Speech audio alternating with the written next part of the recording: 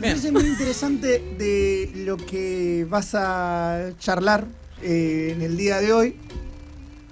Principalmente porque podemos decir que es la película más diferente en la filmografía de este director. Digamos que sí, es una de las películas más propias. Como venimos de la Pascua, vamos a contextualizar un poco lo que vamos a hablar. Sí. Venimos de la Pascua, que obviamente celebra lo que es la resurrección de Cristo para la sociedad cristiana. No hablemos únicamente de los católicos, sino del cristianismo en general.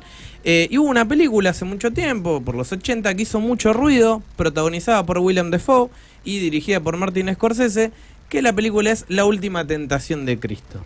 Es una película que ya de por sí, desde el nombre, nos habla de una controversia que tiene que ver con la figura de Cristo, ¿no? Siendo tentada, la figura religiosa, es decir, esta idea de Dios hecho hombre, encarnado, que es tentada. Es muy interesante esta peli, yo la vi por primera vez con 8 años. Qué buena edad para ver esta película. Una edad bastante complicada, porque me estoy dando cuenta cada vez que hago un revisionado de películas o algo, que hay cosas que no tendría que haber visto. Me acuerdo que mi vieja en un momento nos dijo, bueno, no, esto no se puede ver, tápense los ojos, no. Y después la terminó sacando, no la terminamos de ver porque era mucho. Tiene que ver sobre todo con las escenas de María Magdalena. Sí, me imagino. Hay un temita. Pero bueno, ¿de qué trata esta película? Es un relato, obviamente, de la historia de Jesús, de Cristo, pero no está basada en la Biblia, sino que está basada en una novela de 1955. Por lo tanto, es un relato que no va con las teorías bíblicas, con el canon bíblico, sino que rompe eso y habla un poco más desde el punto de vista humano, cosa que le hinchó bastante las pelotas a la iglesia. Claro. Tuvo muchos problemas de distribución esta película, incluso lo marcó a Willem Dafoe en su momento y le costó mucho volver a conseguir trabajo y papeles después de esto. Lo mismo para Martin Scorsese, que bueno, muchos años después le pasó también a Mel Gibson cuando hizo La Pasión de Cristo en conjunto con Jim Caviezel. Incluso le advirtió, basándose en esto también, Mel Gibson cuando hizo la película le dijo a Jim Caviezel, fíjate que si haces esto probablemente no vuelvas a trabajar en la industria. El Jesús que más pasó desapercibido fue quizás el de Joaquín Phoenix en María Magdalena. Sí, y también película controversial. También. Rooney Mara como Magdalena. Como Magdalena, sí. Acá hay un tema que tiene que ver con, bueno, mostrar a Jesús desde su punto de vista humano, es decir, desde la tentación. Si bien en la Biblia Cristo es tentado, para aquellos poco más conocedores, cuando él vaga en sus 40 días en el desierto, es tentado por el diablo y se pone a prueba a sí mismo de alguna forma. Acá el punto de la tentación llega más tarde y la historia tiene otro giro con la figura de Judas de Iscariote. Judas de Iscariote, si bien conocemos en los relatos, es quien traiciona a Cristo por 30 monedas de plata. En este caso, Judas es enviado por los romanos a investigar y a matar a la figura de Jesús porque se está volviendo una especie de revolucionario y les está molestando. Judas va, es convencido de alguna forma por Cristo porque lo cree y lo ve como el Mesías. Se desarrolla la película teniendo en cuenta los milagros, como la resurrección de Lázaro. Pasa todo más o menos como lo que nosotros conocemos. Y la última tentación se da en el momento en el que lo crucifican. Jesús en ese momento es un carpintero de Judea, incluso se lo ve armando cruces para los romanos. Tiene una vida bastante terrenal hasta que descubre, bueno, esta conversión en lo que es el Mesías, la idea de, cuando cumple 30 años, de volverse a lo que sería su vocación. Llegado el momento de la crucifixión, en su muerte, se le presenta un ángel que dice que es el ángel de la guarda, lo baja de la cruz, él se casa con María Magdalena, vive una vida feliz, tiene hijos, envejece. Él dice, ya está, no tengo que morir en la cruz por los demás. Y dicen, no, era una prueba, superaste la prueba, ya está. Tiene una visión de todo lo que va a ser su vida, de todo lo que podría llegar a ser. Y es en ese momento, llegado al final de esa vida, que se da cuenta que todo eso que está viviendo es una fantasía creada de alguna forma por el demonio. Y esa es su última tentación, es decir, aceptar bajar de la cruz, es decir, tener una vida normal o igualmente morir en la cruz por los pecados. Para mí hay un retema con esta peli porque yo soy bastante crítico de la institución católica. Choco lamentablemente no está acá como para poder hablarlo con él. Yo soy bastante crítico de un montón de cosas. Y acá se habla mal de la película porque obviamente no está basada en la Biblia, por un montón de cuestiones. La Pasión de Cristo es muy alabada por la comunidad católica, muy alabada. Incluso me acuerdo cuando era chico, yo iba a escuela católica y la proyectaban. Y la Pasión de Cristo tiene una gran aceptación y no está basada en la Biblia. Porque tiene momentos como la Verónica limpiando el rostro a Cristo y no está eso en la Biblia. Eso es parte de la cultura católica que surgió con los años después de las visiones de una monja alemana. Entonces, ¿por qué eso es aceptado y por qué una novela de ficción que nos plantea qué hubiese pasado si Cristo tenía una tentación antes de morir, poniéndolo como un hipotético? Es decir, que igualmente en el final él termina aceptando su muerte. O sea, que es una tentación no significa que sea su caída hacia esa misma. Entonces, tenemos en contraposición dos películas que hicieron mucho ruido. Una, si bien hizo ruido para bien, el tema es que dejó cuál es el problema de la Pasión de Cristo y el por qué Jim Caviezel, también vamos a decirlo, fue cancelado, porque uno dice, che, le fue muy bien a los católicos, está bien, nosotros vivimos en Latinoamérica, en donde el catolicismo pesa mucho más, pero hay un problema y es que deja muy mal parados a los judíos esa película, y al dejar mal parados a los judíos, en su gran mayoría son directores de Hollywood, están detrás de todo eso, y bueno, dijeron, no papi, esto a mí no me deja bien parado, que es una realidad, no tiene nada de malo, igual, a ver, termina, si es verdad, Mel Gibson después hizo unos comentarios bastante antisemitas que no ayudaron para nada justo en esa época, lo cual lo terminó de enterrar. Pero en el resto del mundo la peli es muy alabada, muy respetada, incluso hablando de la Pasión de Cristo, respeta, no sé si sabían, la peli no se dobló, solo se hizo subtítulo, porque la peli está hablada enteramente en hebreo y en arameo. Son los idiomas más cercanos a lo que se hubiese hablado en esa época. O sea, se buscó una especie de realismo en su totalidad histórica. Lo más fiel a la época. A la época, de una manera. Tal cual. Después, en cuanto al relato, obviamente hay cuestiones culturales que no están incluidas dentro del canon bíblico, pero eso muchas veces se deja pasar por alto. ¿Por qué? Porque enaltece la figura de Cristo. Entonces acá es como decimos, che, dudó. Bueno, está bien, pero era un hombre. Digo, hay una cuestión también humana de cómo las personas terminan viendo las ideas, las figuras religiosas, cómo se lo baja a lo terrenal. Esta peli, eso es algo que me gusta mucho, como la visión de Scorsese de un Cristo más humano. Si bien obviamente es una figura blanca, con pelo largo, europeo, porque es la figura que uno reconoce fácilmente, es decir, en la estética, si nosotros lo llevásemos a la vida real, y también lo mismo Mel Gibson, si hubiese querido hacer un Cristo real, probablemente hubiese sido muy moreno, de 1,60 m, con el pelo rizado y corto, que es lo que se usaba la comunidad judía en esa época. Pero bueno, como no terminó siendo de esa forma, igualmente decimos, bueno, está bien, es parecido, lo maquillamos, lo hacemos habla arameo, así que cómpralo por ahí. Y termina siendo, nada, estas producciones alabadas por el público. Yo verdaderamente banco mucho la idea que tuvo Scorsese, sobre todo en esos años, ponerse en contra de lo que era la iglesia. Ponerse en contra no, sino como desafiar los estándares establecidos de lo que una producción podía mostrar o no.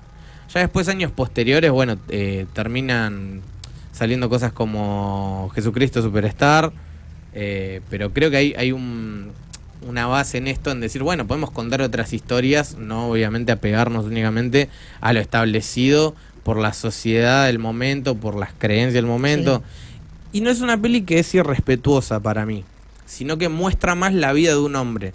Y la vida de un hombre nos asemeja a la vida de un Dios, o la glorificación que se tiene en base a una figura que se supone que igual era un hombre que caminaba en la tierra.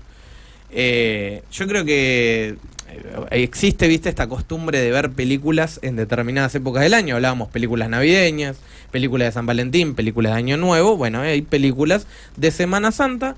Para mí, más allá de lo que es la Pasión de Cristo, está bueno tener otras opciones, otras películas para ver. Es una peli bastante olvidada siempre, que además mucha gente olvida que está dentro de la filmografía de Martin Scorsese.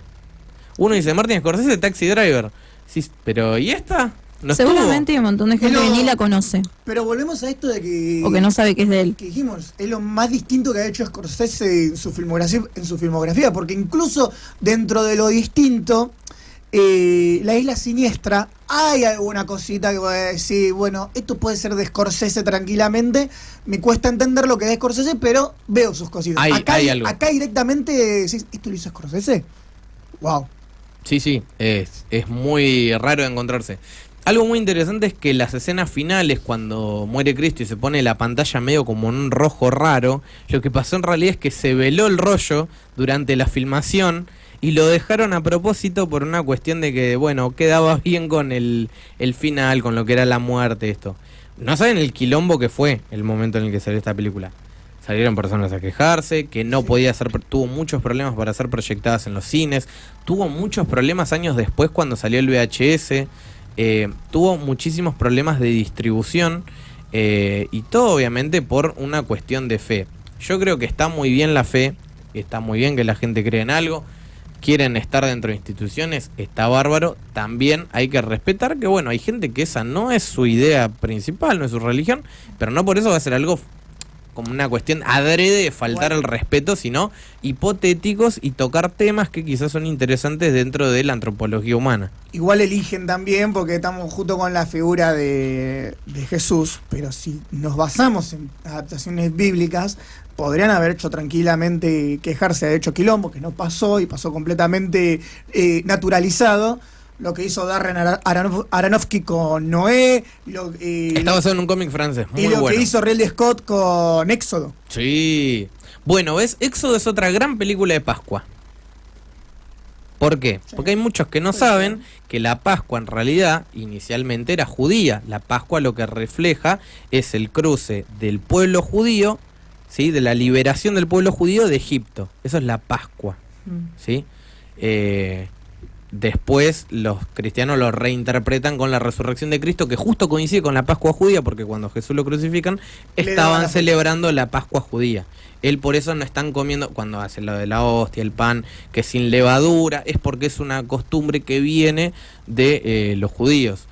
Por eso Éxodo, otra gran película que suelen pasar a veces en épocas de Pascua, y tiene sentido porque no vamos a limitarnos únicamente al público cristiano, sino también al público judío. Totalmente. Que cuenta la historia de Moisés y Ramsés, que curiosamente en la Biblia Ramsés jamás es mencionado como hermano de Moisés, ni mucho menos.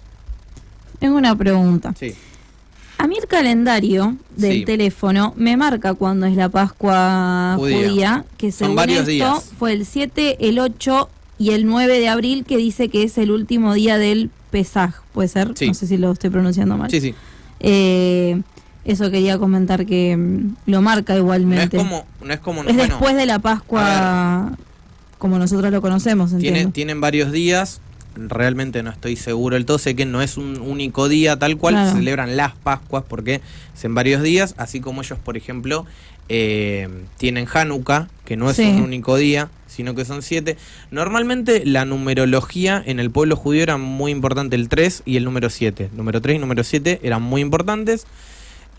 Por eso son los 7 pueblos de Israel. Tenés, por ejemplo, lo del número 3 después reflejado en el cristianismo con la Trinidad, Padre, Hijo y Espíritu Santo. También hay una cuestión ahí de números. Bueno, el 666 después cuando... Claro, resurrección los 3 días. Tiene que ver un poco con los números que ellos usaban.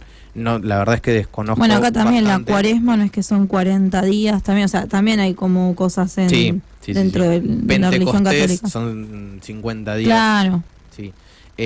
Todo eso tiene que ver con lo que es, bueno, las costumbres y todo. A veces para mí no está mal conocer igual un poco la historia desde el punto de vista de una película. Es decir, pasa mucho en la fe, yo a veces lo noto mucho en Choco a veces, sobre estas cuestiones que yo siempre lo llevan obviamente desde el punto de vista propio de la fe, que está muy bien, lo que ellos celebran. Yo soy muy respetuoso dentro de lo que ellos creen, pero siento que a veces se sienten atacados por una producción así que en realidad no busca atacar, sino que busca explorar otras cosas. A ver, si hoy en día nos planteamos, ¿no?, como una mitología los griegos, lo que hablábamos hoy con Haas, ¿no? Los nórdicos, que decir, a nadie, vos no vas a decir, no escuchás a un tipo diciendo, ¿cómo le voy a rezar a Thor o a todos los Aesir? O no, y sí, y no escuchás a un tipo diciendo, no, hoy vamos a celebrar el día de Zeus o Júpiter. No. En India sí pasa. En India tenés a Vishnu, tenés a Ganesh, tenés un panteón de dioses que ellos siguen celebrando, siguen siendo politeístas, que a nosotros nos resulta como, no, qué raro, porque nos copó toda esta parte del mundo, todo Occidente, con la religión monoteísta, pero Japón también cree en los kamis, por ejemplo, Amaterasu, Umi, un montón de kami tienen, y está bárbaro. Pero, digo, a veces nosotros, desde este lado del mundo, somos irrespetuosos con esas creencias. Porque es verdad, porque a veces uno no es respetuoso desde el punto de vista, de nuevo, de querer hacer el mal, sino de decir, che, qué interesante este personaje. ¿Entendés? Ya tratarlo como personaje o como ser mitológico, hay personas que lo toman como una ofensa. ¿Por qué? Porque es su creencia, porque es su fe. Pero si nosotros lo hacemos, ¿por qué otros no lo pueden hacer con lo propio? Yo no me reconozco como parte de ningún círculo cristiano, nada. Tengo mis propias creencias igual, pero digo, ¿por qué frenar ahí y decir, bueno, no explorar también? Creo que es un ejercicio muy bueno poder lograr quitar un poco la figura, obviamente desde el ámbito de la fe, y estudiarlo y analizarlo desde el punto de vista antropológico, ¿no? Decir, bueno, ¿qué es lo que haría esta persona en la vida real? ¿Qué respuestas hubiese tenido? ¿Qué hubiese pensado? ¿Qué hubiese hecho? Y en parte de eso creo que también se construye un poco la religión. Y el hecho de negar y ponerle trabas a cada vez que se trata de explorar esas cosas es un quilombo. Cuando salió, ¿se acuerdan el Código Da Vinci? Eso quería aportar. ¿Qué quilombo que se armó? Se armó un quilombo de la sanconcha. ¿Cómo que Jesús tuvo hijo? Sí. ¿Cómo que María Magdalena era la esposa? ¿Qué mierda está pasando? Se armó un quilombo también. Y era como, pará. No hubo otra también. El cuerpo. El cuerpo. Armó un quilombo bárbaro. Porque el cuerpo está buenísima porque ahí cuestiona las instituciones. Aparece un cuerpo que dicen, es el cuerpo de Jesús. Y se caen todos de orto, porque ¿cómo el cuerpo? Si el chabón resucitó. Y empieza, incluso un cura se mata porque toda su fe. Y claro, porque la fe católica es que cree, lo dicen en el credo, la resurrección de la carne, que el tipo resucita tanto en espíritu como en carne. Esa es su fe de los católicos, ¿no? Uh-huh. Entonces que esta película venga y le diga, no, encontramos un cuerpo de un chango que resulta que es Jesús, mirá, coincide, sí, dicen, mirá, tiene 33 años, mirá, es de Nazaret, uy, boludo.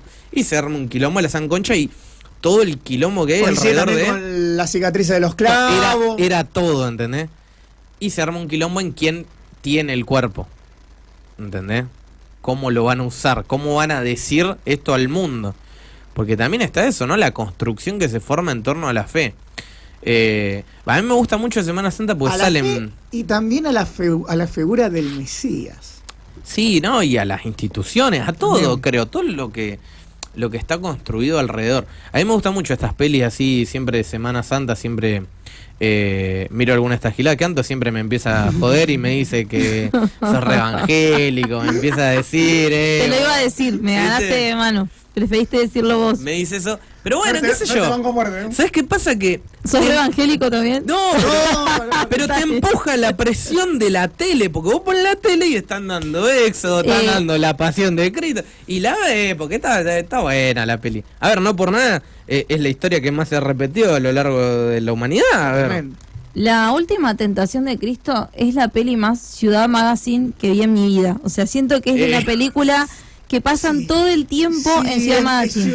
Es Ciudad Magazine. No te decir que no. Sí. Estoy segura que la gente la vio porque la vio en Ciudad Magazine, porque la pasan siempre. Mi mamá la alquiló en VHS. El filtro de la peli igual ya de por sí es de ese tipo de pelis que pasan por Magazine. Sí, obviamente tiene que ver. Además, ¿es el año que viene o el otro que sale La Resurrección? Creo que estaba pautada para el año que viene. O el otro.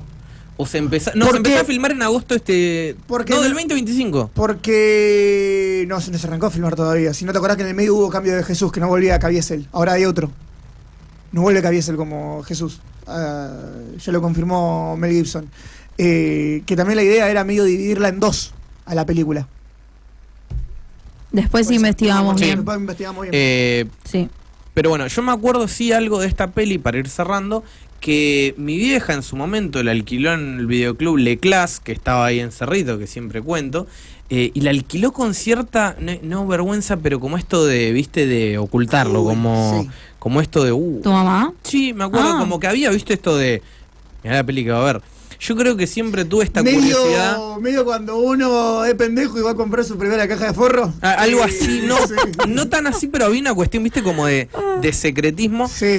Y yo creo que en eso sí me parezco mucho a mi vieja, que ella fue un poco, que si bien por ahí está un poco más arraigada por los años, por las cuestiones de cuestionar las instituciones, estas cosas de buscar un poco más allá. Yo lo que quiero hacer es invitar a la gente que, si bien es católica, sea de la fe que sea, darse el lugar a cuestionarse, no de una forma con malicia, sino de decir, bueno, a ver, investigar, porque hay mucha gente que no conoce ni siquiera en lo que cree, lo da por sentado porque lo escuchó, porque alguien se lo dijo y porque así es y ya está. Y para mí esa no es la forma correcta de creer.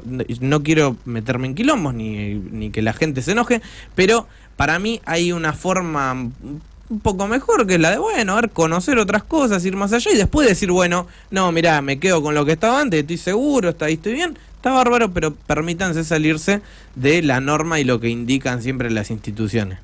Sí. Muy, muy bueno, espectacular. Gente, vamos a hacer rápidamente la última tanda del programa del día de la fecha y entramos en la parte final de spin-off.